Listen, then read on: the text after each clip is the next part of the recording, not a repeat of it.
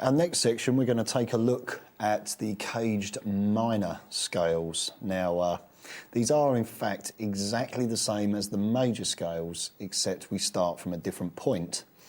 And if you remember, we looked at the harmonised scale and we looked at 7 different chords in each area of the fingerboard, based around each of the 5 shapes of the CAGED system on Fretboard Navigator Volume 1. And if we take the 6th chord of the major scale, that is the relative minor. So if we start from the 6th note of the major scale, that will give us the relative minor scale.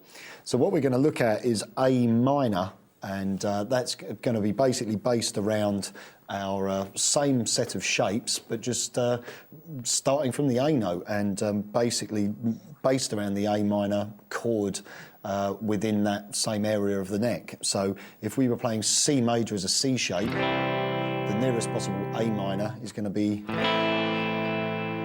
A minor shape. If we're playing C as an A shape, the nearest A minor is going to be the G minor shape.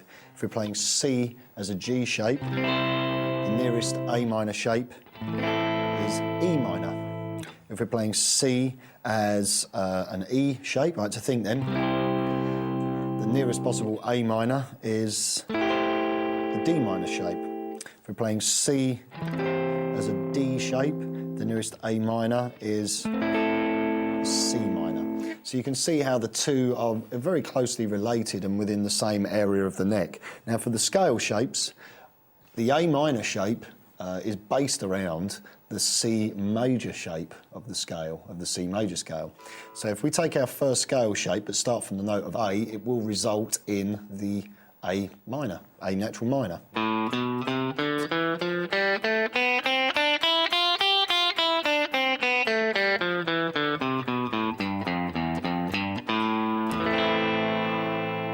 So that scale there, exactly the same notes as your C shape of C major, but we just phrased it around the A minor chord and resolved to an A note. Okay, the next position will sound like this.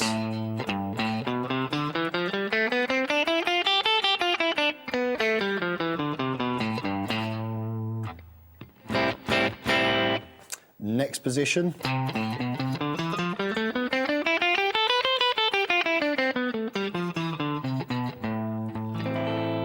Moving through the CAGED shape, so that E shape there was basically the G shape of C. This next position is the D minor shape, but it's the parent scale, if you like, is the E shape of C. Sounds like this.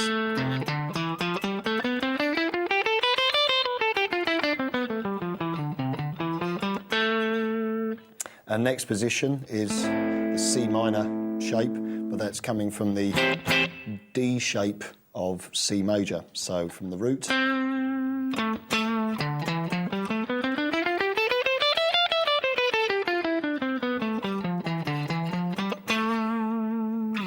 Then we have our A minor shape, which is based around the C major scale shape, the C shape.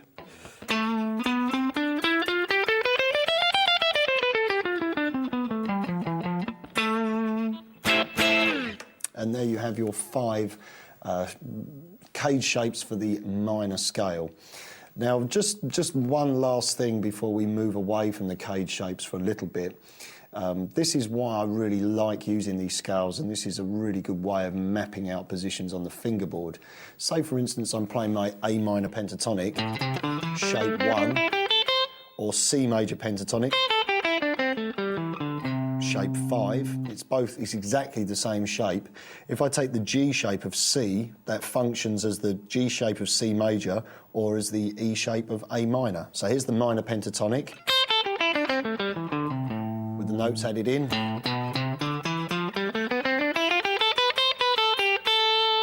Okay, C major.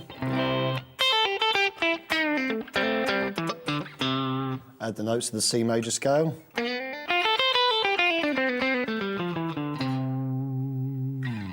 And you can really nice way of embellishing, little licks, say something.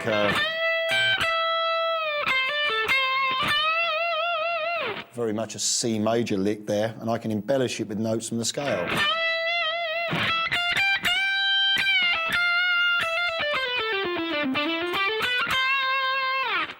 the same way as I could maybe take A minor.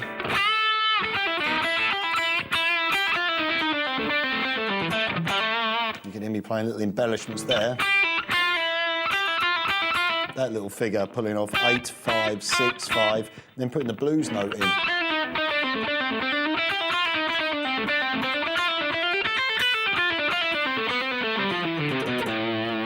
You can hear how I've now managed to add in a lot of other colour, or coloured tones, if you like, to our regular minor pentatonic, and all of that, I'm basing that on the caged major scale shape. So once again, once you've got those shapes down, as I said, they're exactly the same as the C major shapes that we looked at in the previous section, but all you're doing is starting from the A note. So find the A note, find the A root note, find the relevant chord shape, and then practice the scale. Once you're comfortable in that one key, then try playing them in other keys, or combining them into staying to in small areas of the neck, so that you can once again visualise lots of scales. You're not stuck to playing in one key.